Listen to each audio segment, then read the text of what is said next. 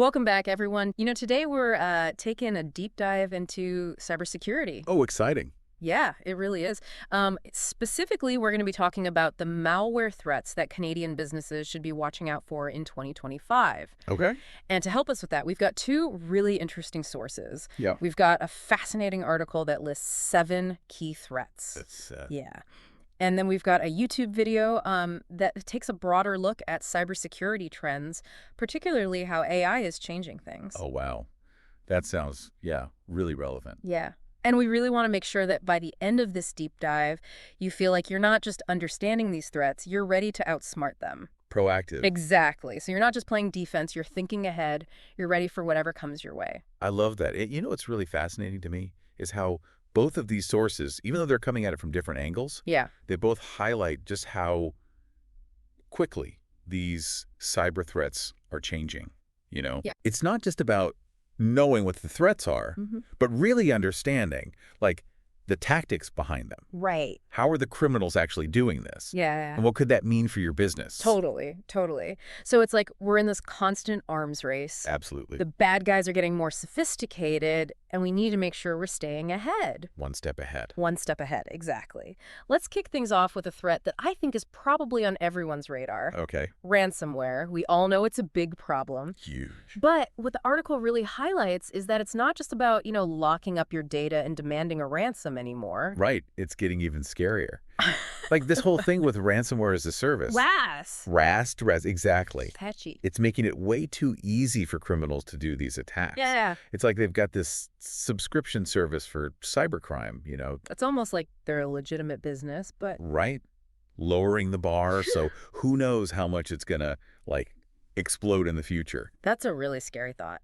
And the article, it actually drives home the real-world impact by talking about that attack on the Canadian healthcare network back in 2021. I remember that. Yeah, you think about hospitals not being able to function properly, surgeries being delayed. People's lives at stake. Exactly. It makes you wonder, how secure are these systems that we rely on so heavily? It really is a wake-up call. Huge wake-up call. And it's not just healthcare that's at risk. Right. This article points out that RAS is being used to target businesses of all sizes. So no one is immune. Absolutely not. We all need to be paying attention.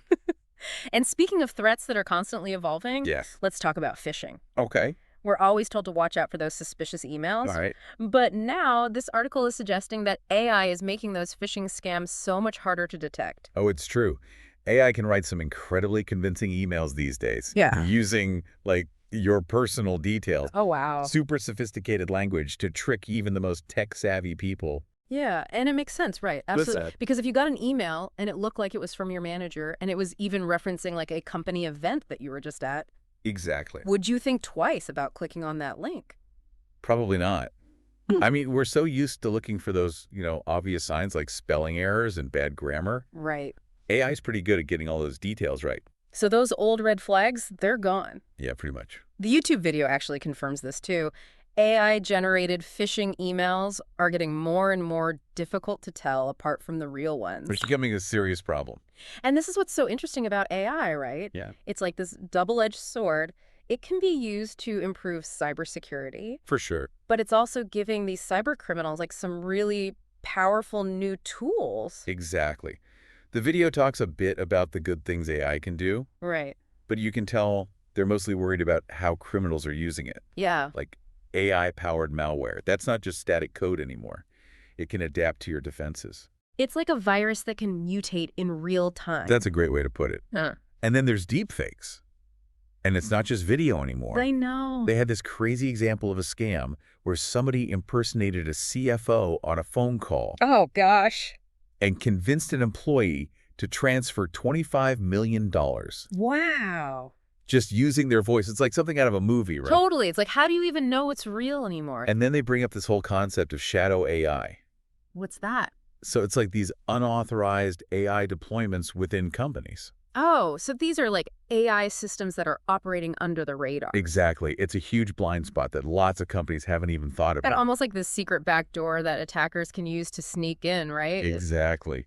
So we've talked about ransomware, we've talked about phishing, but there's this other kind of attack that the article highlights that I think is really interesting. Yep. Supply chain attacks. Supply chain attacks.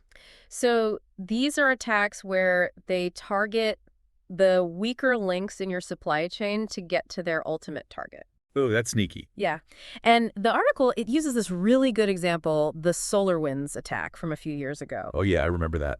where hackers, they put this malicious code into a software update from SolarWinds. And SolarWinds is a company that provides these IT management tools to thousands of organizations. So it's like if they can compromise one company, Yeah. then they have access to all of their customers as well. I remember that attack being in the news for weeks. Yeah, it was huge. It seemed like everyone was affected by it, from government agencies to these big corporations. It really shows just how vulnerable we are to this kind of attack. Yeah, It's not just about your own security anymore. that's right. You've got to think about every vendor and supplier you work with as well. It's like a chain reaction, right? One Yeah. weak link can bring down the whole chain. Exactly. Yeah. And it's the same with the Internet of Things. IoT. All those smart devices, they're great for convenience, but every single one is like a potential entry point. It's true. I hadn't really thought about it like that before. Like that example in the article about a hacked smart thermostat in an office building. Right. And suddenly they have access to the whole network. Yeah. I guess it really highlights the importance of securing every connected device, no matter how small or insignificant it might seem. Absolutely. We can't afford to overlook anything. No, definitely not. Now, so far, we've been talking a lot about these external threats, right? Yeah. But what about the risks that are coming from inside an organization? Ooh, the insider threat. That's a whole other can of worms, isn't it? It is, and it can be just as damaging as any attack from the outside, Yeah. whether it's malicious or just a mistake. It's true, because I know I've been there where I almost sent an email with confidential information to the wrong person. Oh, we've all been there. Yeah. And your heart just sinks. Their stomach drops. Yeah, exactly. It really highlights the importance of the human factor in all of this. Oops. But then you have the other end of the spectrum, like Edward Snowden, who intentionally leaked all that classified information. Right. He had a huge impact on the whole global debate about privacy and surveillance. It's crazy to think that a single individual with bad intentions can cause so much damage. It is. And then there's this whole other category of threats that I think most people don't even know about. Oh. Advanced persistent threats, or APTs. CPTs, what are those? So these are the super targeted attacks that are usually carried out by like nation states or really well-funded criminal organizations. So these are the big players. Yeah, the big leagues. And unlike ransomware, where they want money right away, Right. APTs are all about espionage. They want to stay hidden for as long as possible. So they're playing the long game. Exactly. It's all about stealing information without being detected. The article, it actually breaks down the different stages of an APT. Okay. You've got reconnaissance, initial access, lateral movement, data exfiltration, and then persistence. Wow, that's a lot of steps. It's a whole process. Like, first, they do their homework. They learn everything they can about the target. So they're figuring out who the employees are, what systems they use, what their security practices are. Exactly. Then they look for a vulnerability, any way to get a foothold in the network. So it could be like a software bug or stolen login credentials. Or even just tricking someone into opening a bad attachment. Yeah. Once they're in, they start moving around trying to get access to more sensitive data. And they can do that by stealing more credentials or even installing malware. Yeah, whatever it takes to get to that valuable information. And then once they have what they want, they start getting it out of the network without being noticed. It's like a digital heist. It's like they're trying to steal the Mona Lisa. Exactly. They compress the data, encrypt it, and then they send it to their own secret server. And they make it look like normal activity so nobody suspects anything. Exactly. And the scariest part is the last stage is persistence. Persistence. They want to stay in the network for as long as they can. So they can keep stealing information. Or launch even more attacks. It's a chilling thought that they could be lurking in your systems for months without you knowing. And the YouTube video, it brings up this even crazier idea called harvest now, decrypt later. Harvest now, decrypt later. Yeah. So they steal the data today, even if they can't read it yet. Okay. And then they just wait until quantum computers are powerful enough to crack the encryption. It's like a time bomb for data security. Exactly. And this isn't just some theory. Yeah. Governments and these big criminal groups are already doing this. Wow. As if quantum computing wasn't scary enough on its own. And then they bring up prompt injection. Prompt what? Injection. So it's this new kind of attack that targets AI systems, Okay. especially these large language models. So like ChatGPT and those things. Yeah, exactly. They inject these malicious commands that trick the AI into doing things it shouldn't. So the AI itself becomes a weapon. It's a huge problem. Yeah. The OWASP organization says it's the #1 threat to large language models right now. It's crazy how AI is supposed to be the solution for cybersecurity, but it's also creating all these new vulnerabilities. It's a double-edged sword, for sure. It's like we're in this constant race to stay one step ahead. Exactly. The threat landscape is constantly changing. Well, we've definitely covered a lot of ground in this first part of our deep dive. Yeah, we have. From ransomware and AI-powered malware Mm-hmm. to those sneaky supply chain attacks and the risks of insider threats. It's a lot to think about. It really is, and it's really just the tip of the iceberg. It is. There's so much more to explore. Exactly. And that's what we're going to do in the next part of our deep dive. Okay, I can't wait. It is. And, preparing for these threats isn't just about, building these digital walls and stuff. Right. It's about understanding the psychology behind them. Oh, that's interesting. Think about those AI phishing emails. Yeah. They're playing on our human nature Right. to trust and to be helpful. Yeah, because we're so conditioned to respond to emails, especially if it seems urgent or it looks like it's coming from someone we know. Exactly. So how do we, break free from that conditioning and actually avoid falling victim to these scams? Yeah, because it can feel kind of overwhelming, right? Absolutely. Like, where do you even begin? Well, awareness is key. Okay. Just knowing that these threats exist and understanding how they work can really, really help. Okay, that makes sense. The article goes into some practical steps businesses can take. Okay. Like for ransomware, they emphasize backups, backups, backups. Okay, so even if your data is encrypted, You can just restore it. you don't have to pay the ransom. Exactly. And then employee training and good security software. So it's not just about the tech, it's about building a culture of security. Right. You want your employees to be your first line of defense. Yeah, so they're not clicking on those phishing links. Exactly. For those AI-powered malware threats, the article suggests a few things. Okay. Like AI-based defense systems, keeping an eye on things all the time, and updating software regularly. It's like we're fighting AI with AI. It's a digital arms race. It is. But these tools, they're only as good as the people using them. Oh, absolutely. And that continuous monitoring Yeah. seems so important because the threats are constantly evolving. Right. You got to adapt. But what about supply chain attacks? Ooh. Yeah. That seems like a tough one, right? Because Yeah. you're relying on the security practices of all these other companies? It's true, you don't have total control, Yeah. but you can choose to work with companies that take security seriously. Okay. So do your research. Due diligence. Yeah, exactly. Make sure their security measures are up to your standards. Yeah, because you wouldn't trust a contractor to build a bridge without checking their credentials. Exactly. It's the same with cybersecurity. That's a good analogy. And then with IoT, all those connected devices, Yeah. the article suggests keeping a list of every single device. Oh, wow. So like an inventory. Yeah, and then keeping the firmware up to date, using strong passwords, and watching out for anything suspicious. So it's like each device is a window into your network. That's a great way to think about it. You don't want to leave those windows open. Nope. Or unlocked. It seems like we need to find a way to manage the risks of these devices Right. while still benefiting from them. Exactly. You don't want to give up all the convenience. Okay, let's shift gears a bit. Okay. Talk about insider threats. Ooh. Yeah. How do we protect against ourselves, basically? Yeah, because we're often our own worst enemy, right? Sometimes, yeah. It's about building layers of defense. Okay. So you need strict access controls. Who can see what. Okay. Then you need to be monitoring what's happening. Like looking for unusual activity. Yeah. And training your employees. Yeah. So they know what to look for, like phishing scams and stuff. And the importance of following all those security rules. Exactly. You want a culture of security where everyone is responsible. So it's not just the IT department's problem. Yeah. Everyone has to be on board. So it sounds like a multi-layered approach. Yeah. You need the technology, the policies, the training. And a culture of security, You got to but also knowing what to do if something does go wrong. the incident response plan. Yeah, because it's not a matter of if, it's a matter of when these days, right? Unfortunately, yeah. Having a plan can really limit the damage. And get you back on your feet faster. Exactly. It's like a fire drill for your data. Yeah, you hope you never have to use it, but you need to know what to do if the alarm goes off. And don't forget regular audits Oh, right. to check for vulnerabilities before someone else finds them. Like a checkup for your network. Exactly. Prevention is key. So we've covered a lot of ground here. We have. From ransomware and AI-powered malware to supply chain attacks and insider threats.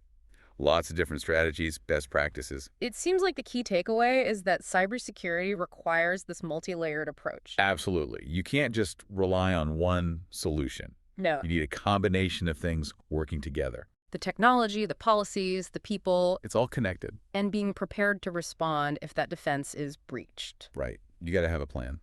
In the final part of our deep dive, Okay. we're going to explore some emerging trends and technologies that are shaping the future of cybersecurity. The future, exciting. And we'll also discuss what you can do today Okay, love it. to start implementing these strategies Great. and create a more secure future for your business. Can't wait. So we've spent quite a bit of time now understanding the threats out there. Yeah, we have. Everything from you know how ransomware is evolving to the potential impact of AI, Mm-hmm. even like quantum computing. It paints a pretty intense picture of what businesses are facing. Yeah, it really does. But, at least now we're aware. Right. Knowledge is power. Yeah, exactly. And knowing what we're up against, it helps us make better decisions about how to protect ourselves. I think that's a good point, too, because looking back at some of those big cyber attacks, Mm-hmm. it's clear that this isn't just an IT problem anymore, right? No, This is like a business risk. It affects the whole organization. Totally, totally. Like a data breach can impact everything, Everything, yeah. operations, finances, Reputation. your reputation, customer trust. Mm-hmm. So it's like, where do we go from here? Yeah. How do we prepare for what's coming next in this world where cyber threats are constantly changing? Well, I think the sources we've looked at both really emphasize this idea of a proactive approach, Okay. and that it needs to be multi-layered. Okay. It's not enough to just react when something happens. Right. All right. We have to anticipate the threats and be ready for them. So it's like having this dynamic defense system Exactly. that can adjust as new threats pop up. So what would that actually look like in practice? Well, the article talks about things like robust security solutions. So endpoint protection, intrusion detection systems, Okay. those AI-powered defenses we were talking about earlier. Right. Using AI to fight AI. Exactly. And those can all help identify and block threats, as they happen. Real-time protection. Mm-hmm. But technology alone isn't enough. Right. We talked about that. The human factor is still a big part of it, Yeah. whether it's falling for a phishing scam or accidentally misconfiguring something. Yeah. So those employee training programs. Oh, absolutely crucial. Making sure that people understand the threats, how to spot those phishing emails. Yeah, and good password practices. First-factor authentication. It all adds up. Giving them the knowledge to be part of the solution, Exactly. not the problem, Make them part of the defense team. Exactly. Exactly. But what about those more advanced threats? The APTs? Yeah, those APTs. I mean, those are designed to be stealthy. Right. Sneaking under the radar. So how do we even defend against something like that? Well, threat intelligence is really important. Okay. Staying informed about what the bad guys are doing. So, what are their latest tactics, their tools? Yeah, how are they actually doing this stuff? Okay. There's lots of resources out there, industry reports, Okay. security bulletins, even these platforms dedicated to threat intelligence. So it's like having your own cybersecurity spy network. Exactly. Gathering intel on the enemy. I like that. I like that. But let's be real, Mm-hmm. The attackers, they're always coming up with new tricks. Oh, they're always one step ahead. It can feel like it's only a matter of time. Until you get hit. Yeah, even if you have all the best security in place. It's true, which is why those incident response plans are so important. Okay. Knowing what to do if you are breached. To minimize the damage. Yeah, and get back up and running quickly. Like a fire escape plan for your data. I like that, yeah. You hope you never need it. Mm-hmm. But if that alarm goes off, you gotta know what to do. Absolutely. So we've talked about the current threats, but what about the future, Like quantum computing. Yeah. That has the potential to completely change the game. Yeah, it's a game changer for sure. Because it could break the encryption that we rely on today. Most of the encryption we use now, yeah. It's a little bit unnerving, to be honest. I know, right? So how do we prepare for a future where our current methods might not work anymore? Well, The good news is that people are already working on this, Okay. developing new encryption algorithms that are quantum resistant. Okay. So it's important for organizations to stay informed about those developments Right. and be ready to adopt these new technologies as they become available. Yeah, it sounds like the future of cybersecurity is going to be a wild ride. It's going to be interesting, that's for sure. Well, we've covered a lot of ground in this deep dive. Yeah, we have. Understanding the threats, exploring practical strategies, even looking ahead to the future of cybersecurity. It's a constantly evolving field. It really is. But, the main thing I want everyone to take away from this is that cybersecurity is everyone's responsibility. Okay. It's not just about technology or policies. You're right. It's about creating this culture of security awareness and making sure everyone understands their role in keeping things secure. That's a great point. So stay curious, stay vigilant, Stay safe out there. stay safe. Thanks for joining us for this deep dive. Mhm. Until next time.